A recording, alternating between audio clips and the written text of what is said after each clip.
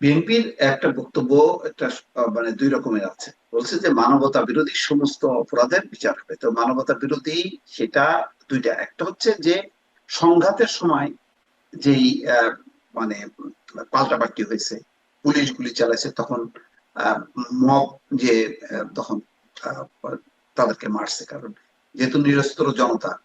অন্যদিকে এটা লড়াইয়ের ময়দান, কিন্তু লড়াইয়ের বাইরে পরিকল্পিতভাবে ধরে ধরে যে মারা পোড়ানো, এগুলো তো অবশ্যই অপরাধ।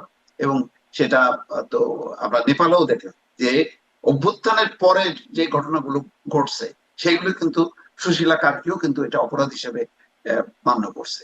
আমার ধারণা যে বিএনপি এখন রাজনৈতিক সরকার, যেহেতু গত 18 মাস ধরে তারা নানা কৌশলে আস্তে আস্তে আস্তে এগোচ্ছে।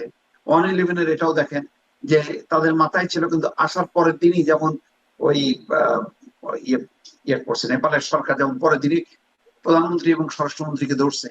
বিএনপি ওই ভাবে না, যে সে যেহেতু তার সামনে প্রতিপক্ষ রাজনৈতিক দলগুলো এখন যথেষ্ট পরিমাণ শক্তিশালী এবং তারা নানা রকম ভাবে কথা বলে বিভ্রান্তি একটা তৈরি করতে পারে, সুতরাং সে স্টেপ বাই স্টেপ যাবে। যেমন আসিফ নজরুল এবং ডক্টর ইউনূসের সময় যে মামলাগুলো দিয়ে শত শত মানুষকে জেলে পড়ছে, আমার ধারণা যে এইটা হয়তো 6 মাসের মধ্যে এটার একটা মানে সমাধান হবে। এখন আসার সাথে সাথে পরের দিন যদি গণহারে মানে ছেড়ে দেয়, তখন এটার একটা রাজনৈতিক ব্যাখ্যা হবে এবং নতুন সরকার এসে একটা বিপাকে পড়বে। সুতরাং হয়তো ধীরে সুস্থে আস্তে আস্তে সেই জিনিসগুলি হবে। আমি তো বলি তো যে আমি মনে করি যে আগামী 1 বছরের মধ্যে আওয়ামী লীগও রাজনৈতিক শক্তি হিসেবে মাঠে আসবে, সেরকম পরিবেশ তৈরি হবে। কিন্তু সেটা কি কালকেই হবে? না, পরশুদিন হবে? হবে না।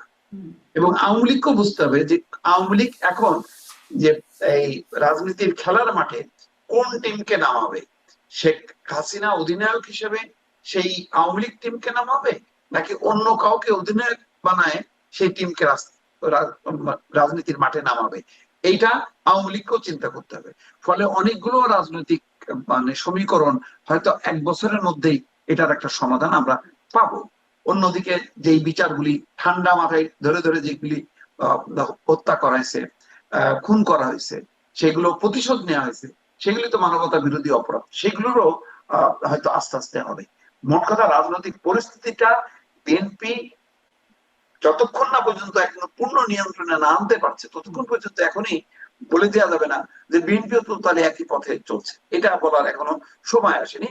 তবে অবশ্যই এই আলাপ আলোচনা গুলো এবং এই রাজনৈতিক চাপটা রাখতে হবে, কারণ মানে আমরা জানি আপনার যে একটা পূর্বাভাস 1 বছর, 1 বছর আপনার একটা পূর্বাভাস আপাতত আমরা নিচ্ছি যে 1 বছরের মধ্যে আসলে অনেক কিছু রাজনীতির মাঠে হবে।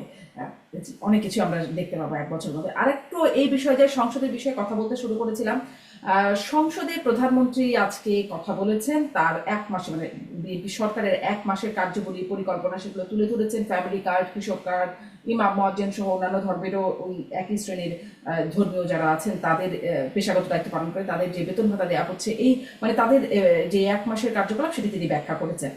তখন বিরোধী দলীয় সংসদ সদস্য আখতার হোসেন তিনি প্রশ্ন করেছিলেন যে কতজনকে আসলে এই কার্ড দেওয়া হবে, এর বাজেট কতটা হবে, মূল্যস্ফীতি হবে কিনা, এটারও একটা ব্যাখ্যা দিয়েছেন, কিন্তু বাজেট কত হবে সেটি তিনি বলেন নাই। বলছেন এটি আসলে সময়ে সময়ে পরিবর্তন হবে, বাড়বে, এটার পরিধি বাড়তে থাকবে। কিন্তু এই বাজেটগুলো সব তো আসলে দেখা যাচ্ছে এখন দেয়া হচ্ছে।